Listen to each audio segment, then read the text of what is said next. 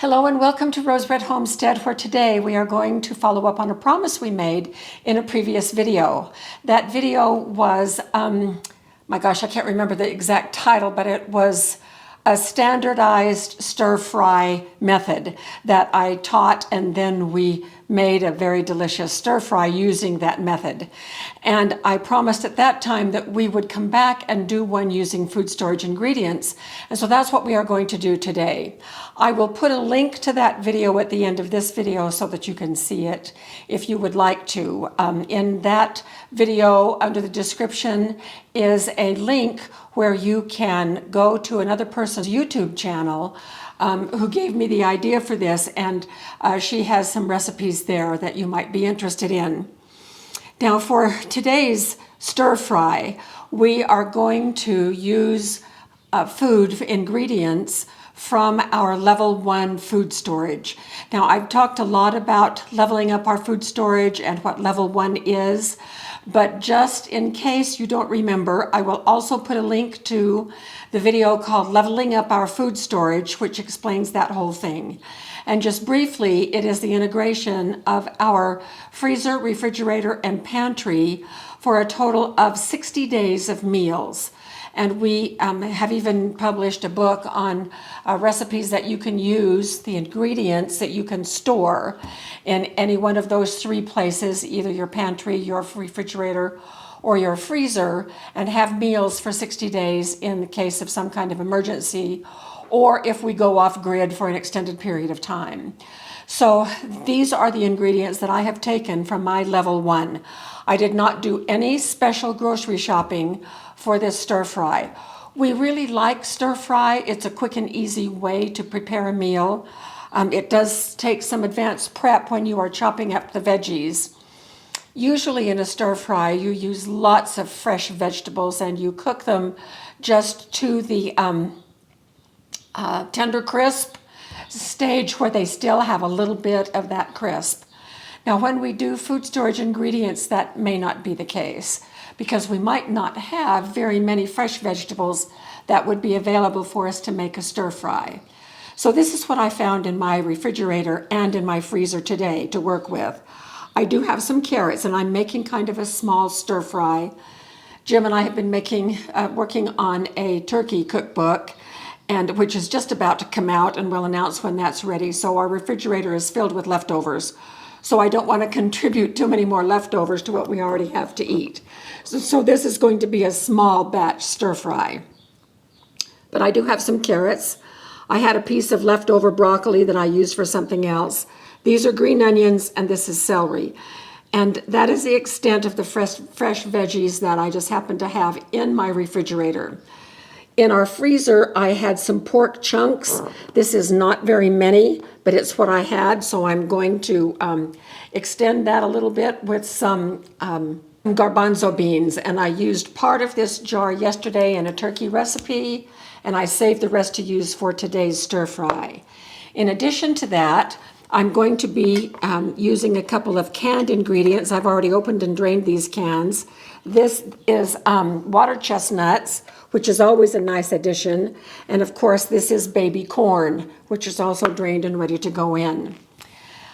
In the original video for the aromatics, I used fresh ginger and fresh garlic. We may not have that available in difficult times, not the fresh ginger or the fresh garlic. But in my food storage, I have plenty of minced garlic and also dry ginger. And these will substitute for what we would ordinarily use with fresh. Now, other ingredients, I have some canned sliced carrots that I might be able to try in a pinch. I have some dehydrated white onions that I could use. I also have some frozen and some freeze-dried mushrooms. I just chose not to use those this time because I think I have enough. So this is 4, 5, 6, 7 different things that I'm going to add along with the meat, making 8 things. Because this is a food storage recipe, we may have to be cooking it off grid. So we're just going to be using our Cobb Grill for this. We had a big fail with our Cobb Grill when we were camping trying to do stir fry. Since that time, we have purchased a larger charcoal basket. We think that we just couldn't get the temperature high enough to do some frying. Other people have also experienced similar problems with the Cobb, that it just doesn't get up high enough, fast enough, and long enough to do some quick frying. We're going to try it again, so we'll just see. Jim has it going out there and he'll explain to you what he's got. I have our universal stir-fry sauce right here. You can find this recipe in our other video that I'm going to link. Just go to click on the link for the other stir-fry video, and on that woman's YouTube channel, she gives this recipe. So we're going to head outside and finish off outside using the Cobb. Okay, I've got the charcoal briquettes ready to go. There are 16 in there. We ended up using 5 cotton balls with Vaseline, and it looks like they're about ready to go. They're all whited over, and Pam is going to go ahead and put the extender, the small extender, on, and then she's putting on the wok. And with that, we're going to go ahead and put the cover over, and we're going to check the heat in just a few minutes to see how it's doing.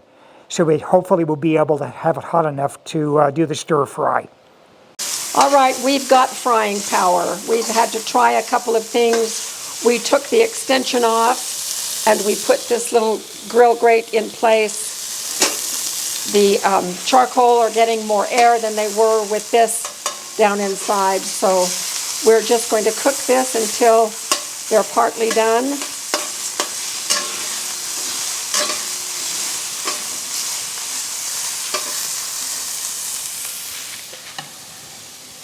Next, I'm going to add the veggies that are more difficult, that will take longer to cook.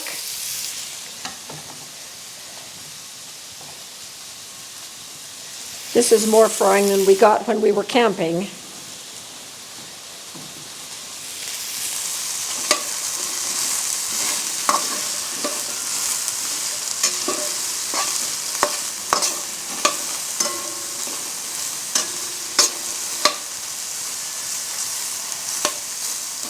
The idea is we don't want to steam these veggies. We want to stir and fry them.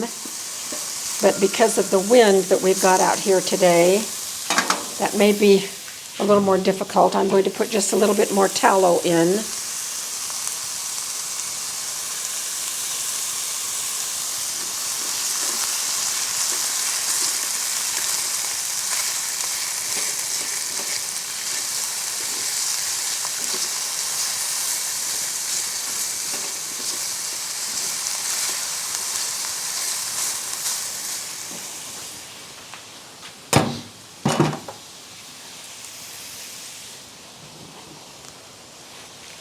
Celery is next.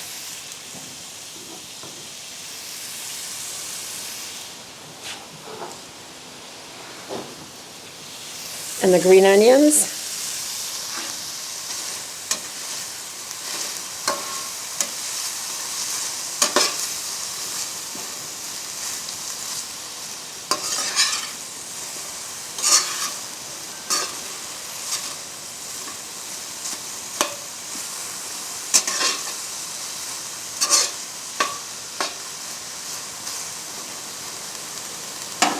I am going to add the lid.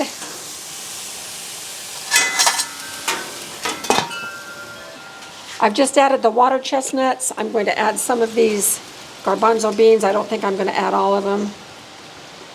It's probably about 3/4 of a cup. And in terms of the baby corn, aren't those cute? I think I'll just add a few of those.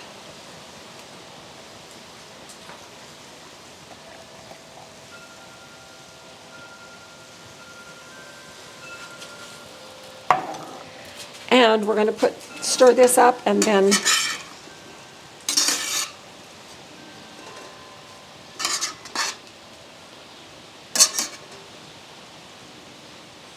think I'll cut these corn in half.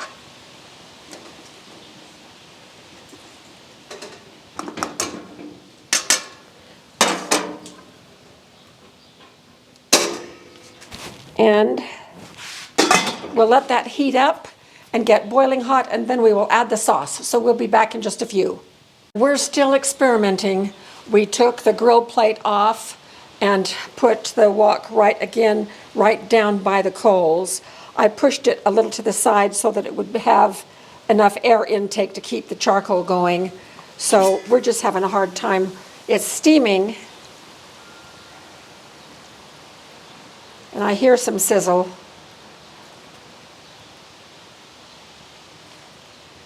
But we've got to get this sauce boiling, otherwise it's not going to make the right kind of sauce for us.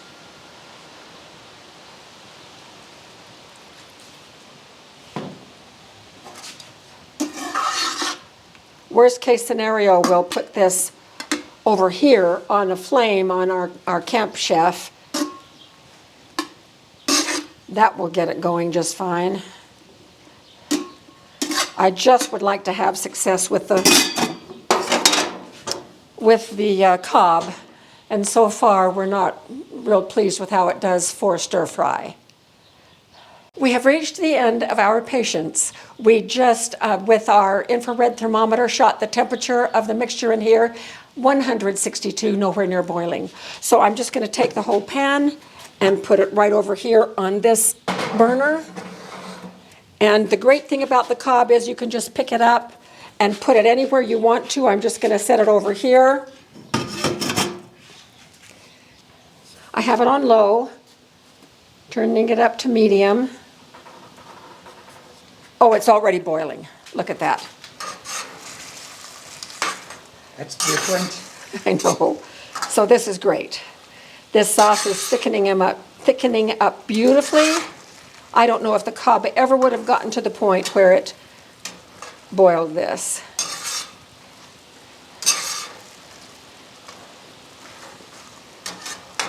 Okay, this is done. So we're taking it in the house. So we have nice fluffy rice.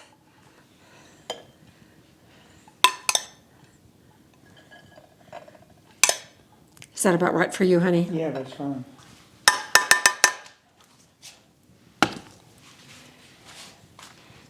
And this just looks really good.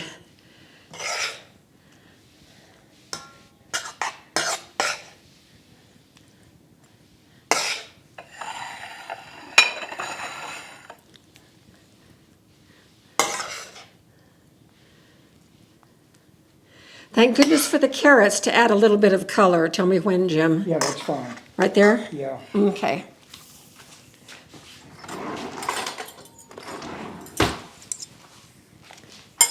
So I'm going to grab a little bite, get a piece of celery and carrot here, make sure that they are done.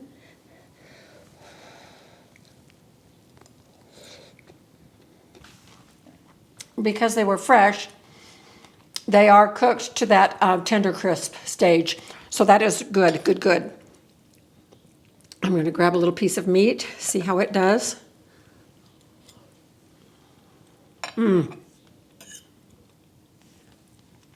Tender and delicious. So our dinner is ready. Disappointment with the Cobb. The Cobb works great for some things and just mediocre for other things. I was hoping that it would be a little bit more versatile. We still do not regret our purchase. We're using it for quite a few things. But next time we make stir fry, it will not be on the Cobb. We'll do it out there on our camp stove.